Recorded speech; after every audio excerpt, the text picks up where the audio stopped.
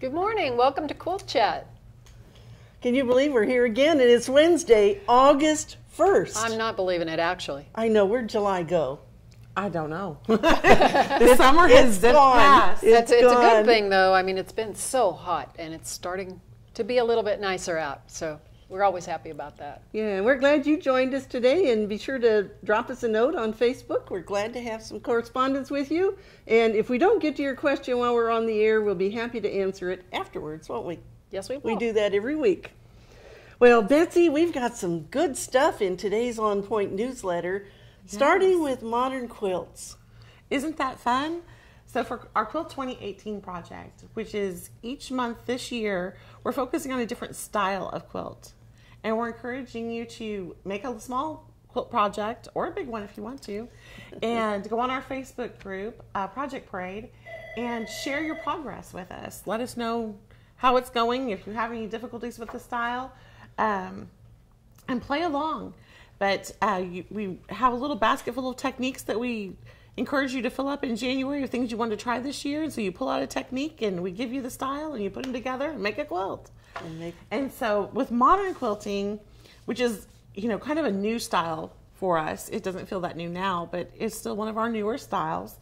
The Modern Quilt Guild defines it as having lots of bold colors and prints with high contrast, graphic areas of solid color, improvisational piecing, minimalism, expansive negative space, and alternate grid work. And so you can see it's a lot of different things. And they're real clear right off the bat to say whatever that modern quilter does, if she thinks it's a modern quilt, that's awesome. As it should be with any kind. Yes. Right. And so, you know what's fun about them is how they quilt them is totally different from one quilter to the next. One will quilt maybe a straight line secondary design, and the next one will quilt all solid pencil-like lines. And so, yes, you know, whatever really makes the design on the quilt focus a little bit better. It's right. Really it's all very beautiful. lively and fun and fresh. It is. And our quilt shows at AQS Quilt Week, We have 3 shows. we have 3 shows that have the modern quilt category. So if you love modern quilts and you make your modern quilts, please just enter them in the show. Yes, and I will just tell you, go and check out the size, because every one of those 3 shows, the sizes are slightly different.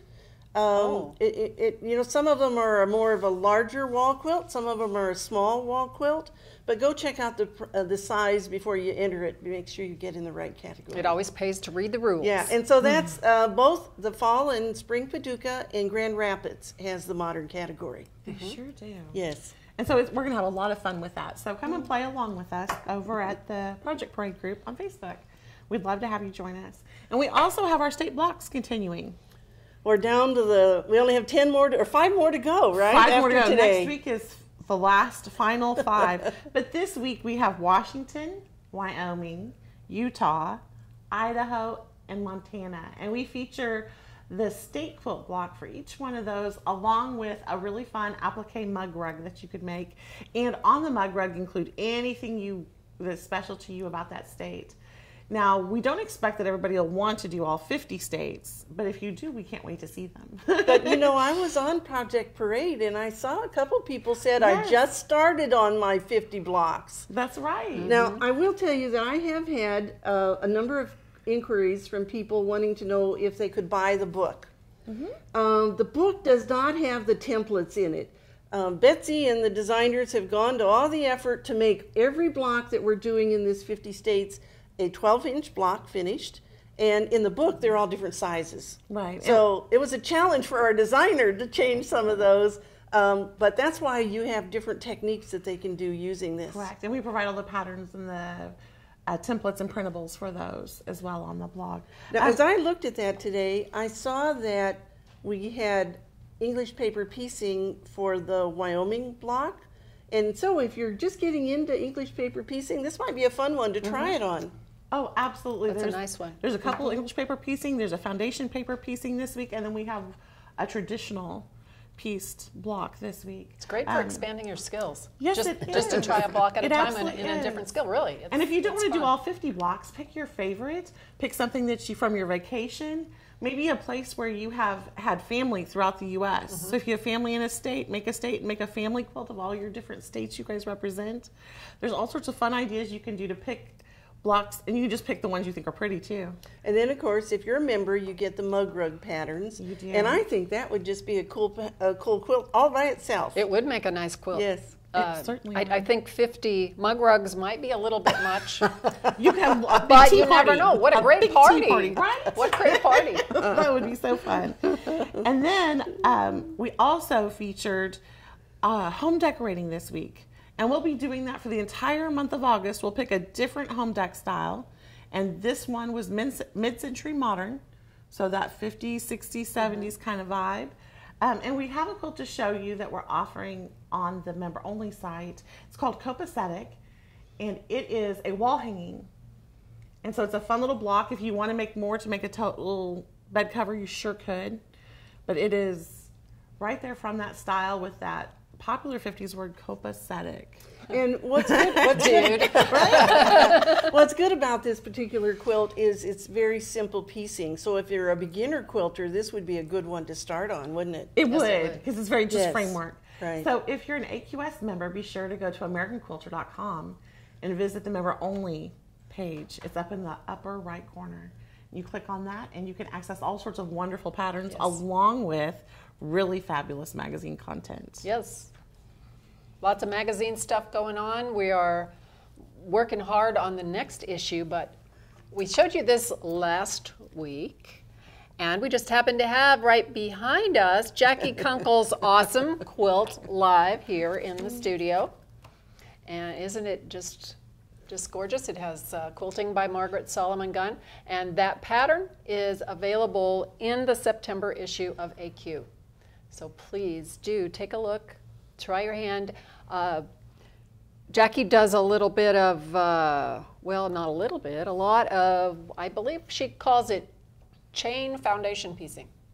So it's a good way to try that out if you like. If you'll remember, we showed Jackie's label from this quilt a few weeks ago. I don't know if we still have a picture of that. I think we do. She has so many details on this. It's really great. This is a really large label, and it's got some cactus right there on it. So it just as another great example. And always, please, please, please label your quilts. Yes. That's right. That's so important. It is. And we're happy to have, I think Jackie's probably watching. And some of her friends. Hi, Jackie. So hi to Jackie and friends. Well, okay, so we were talking about home deck. Yes. And so we thought it would be fun today to talk just a little bit about making piping for a pillow or something that you're going to make for a decorative item.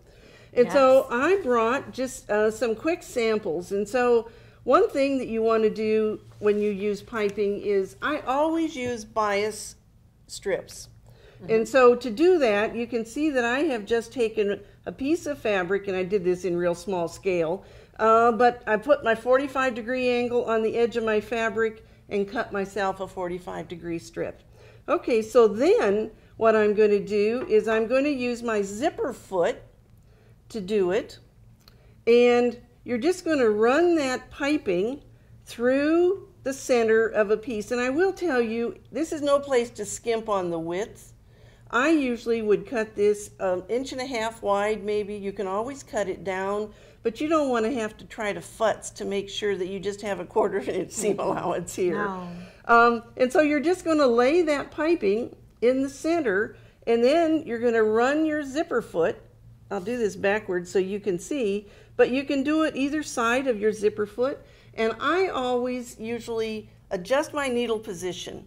I'll put it a little ways away because I make the piping first, and then when I get ready to insert it in something, then you don't ever have to worry about the fabric slipping on you. And so when I would sew it then to the next step, I would move my needle position a little closer to the piping, and then you'll have a good firm piped edge. And so I brought a couple other samples here. This one is double piping. And so I would make the first one, and then I would take another strip of fabric and lay it over and add it right next to the other one. And that's such a popular embellishment. And it's beautiful. It's with fun a little to include in your seam. quilts. So that's where your seam, you pulled it over for the first. Yes. And then pushed it down a little bit. Yeah, so it would look like this, and then I'm going to have a second one lay right here and insert it and stitch it right on. I like that. Yeah. That's really pretty. That's fun. And then this one kind of sees, I actually pressed the seam where I want to lay this. And so if I were sewing it to a piece of binding, for instance, then you can see that I use that fold as a guide. And so then when you fold it back, there's your beautiful piped edge. And I did bring 3 different sizes. I used this tiny one. This one might be for something a little, you want the piping to be a little heavier. And if I were making a pillow, I would use this one, and I'd probably cut my strip 2 inches wide. So it's a good finishing technique if you're going to use it for home deck. And so I hope you picked up some tips today. That sounds like a lot of fun. I want to go home and make a pillow now. I know. And really the bias, because if you're going to go around a corner, you're going to have to bend that. And when you get around the corner, and here's your corner, you're going to clip that binding or that piping right here so it'll fold around there as you sew. What about where the ends come together? I usually clip one side of it real close and get the other one up and just overlap it over so slightly so that you can just work it in there and it's full all the way. Good. Excellent. Yes. Well, thank you so much for showing us this, Bonnie. Well, you know what? We have lots of stuff we can show, and we're happy to show it with you every single week. And if you have some things that you'd like us to show, maybe you have a trouble spot with something, let us know. We'll be happy to try to pull together a little technique like this and show it to everybody. Yes. We'll help you figure it out. If we don't know, we'll experiment. That's right. And if you decorate with quilts around your house, be sure to snap some pictures and share them with us. We would love to see how you're using quilts to decorate. Okay, can we talk a little bit about quilt shows before we go today? Of course. All right. Well, you know, we have registration open for Grand Rapids, Fall Paducah, and for the Virginia Beach show. And Terry Gwill has been busy opening packages, and one of the quilts came in a Ziploc plastic bag that was square. And I'm going to look up that information and send it to you because, my goodness, was it a beautiful way to send your quilt into a show. It was all secure in the plastic. You could see through it, and it was big enough to hold almost any size quilt. Wow. Yeah. That's nice. So we're going to look that up and make sure that we get that information to you. Now, in today's On Point, we also had a video from MJ Kinman, and I hope you're enjoying the videos. Some of our instructors for our shows have put together videos so that you can learn a little bit more about who they are and what they're doing at the shows, what they're teaching. And MJ Kinman, K-I-N-Man, is going to be teaching at Fall Paducah, and she also will have a special exhibit here of her bourbon diamond quilts. And I don't know about you. They're so pretty. I just can't even imagine how she figured out all those different values of those colors. For the facets. To make it look just like a diamond. And so she'll be teaching a class on that, but she also has a fun new quilting method that she's going to teach. I love the name of it. I forget what it is. Crazy motion. Wild motion. Wild motion quilting. Wild motion quilting. Yes. And she uses that so that she secures the quilting, or the quilt down with the quilting, but it doesn't take away from the design. So I think she still has a few seats left in that, so we hope you'll join her there. Wild motion kind of sounds like what I do normally, anyway. But I don't think it's supposed to be that way. I love it. Well, maybe you were doing it and didn't know it, right? Maybe. I'll have to check into that. Well, all right. Well, so thank you for joining us today. We'll look forward to seeing you right here again next Wednesday at 11 o'clock Central Time. See you then.